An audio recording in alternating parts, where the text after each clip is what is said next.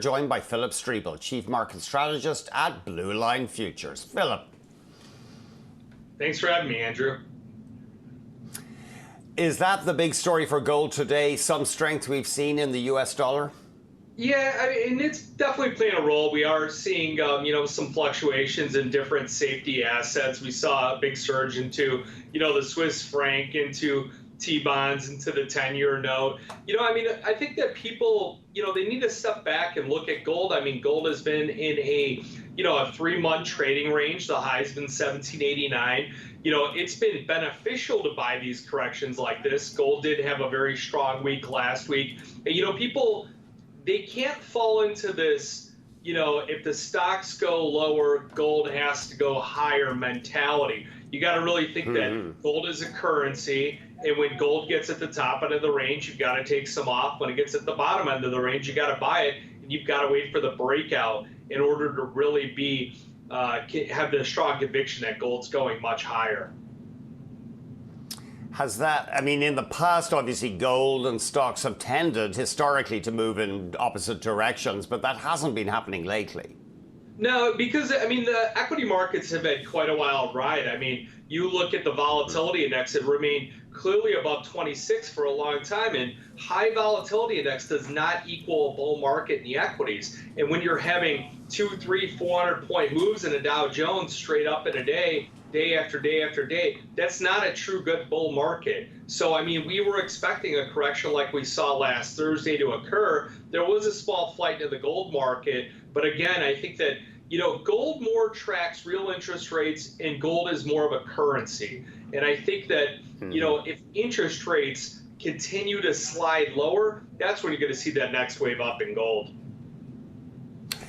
Before we get into the interest rates, Phillip, and obviously that's a key driver, what about the fact that if consumers see their incomes cut, which is certain, really, because of the pandemic, they'll be less inclined to buy gold. Gold, as you say, doesn't move like a normal commodity on supply and demand. But could reduced demand for gold jewelry hurt gold prices? Well, it can, and I don't really see, even though jewelry demand has been a big component, I just don't see consumers going out and spending that money that they were before. Most people have been out of a job for quite a long time. The total number of people getting unemployment benefits is closer to like 29 million people, and there's only 150 million people that actually are able to work in the United States. Remember, part of them are children that are unable, or they're too, elderly. So the actual workforce, labor force, 150 million, and you've got about 29.5 million that are out of work. I just see with equities going up to where they were, new all-time high in the NASDAQ, unchanged on the S&P.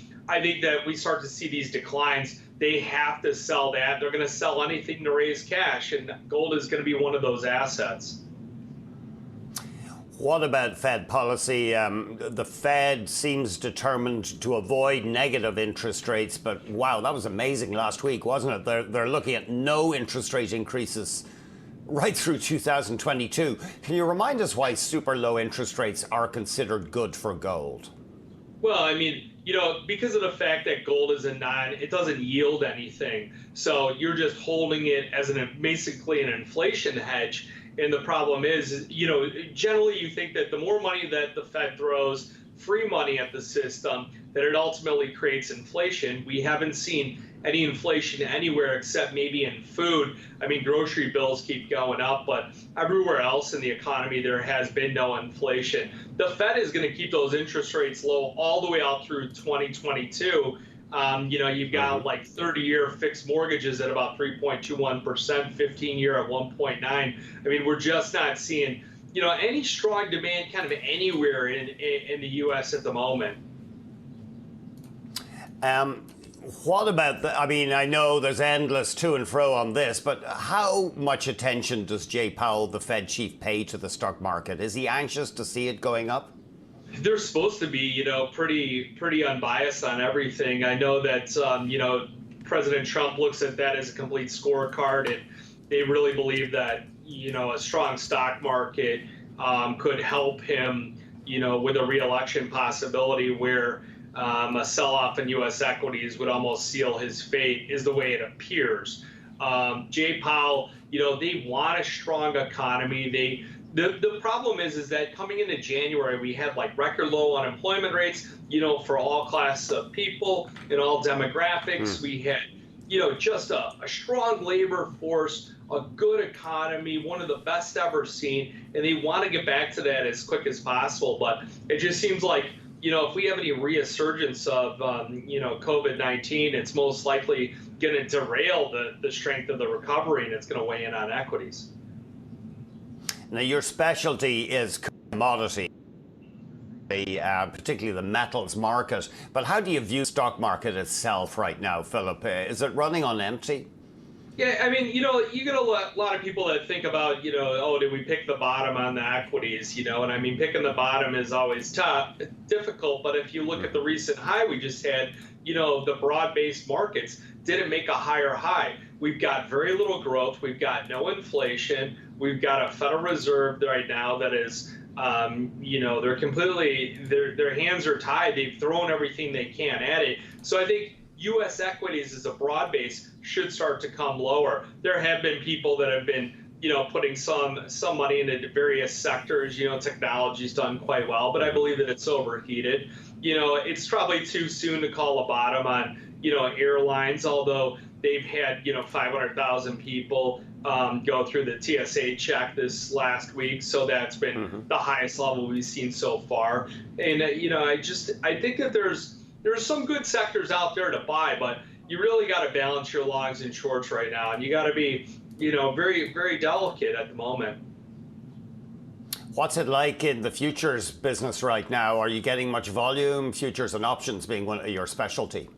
So yeah, with increased volatility does come, a lot more participants in the market. A lot of people, they have used stimulus to participate in the markets, not necessarily the futures markets, but in the stock market, which has created these volatilities.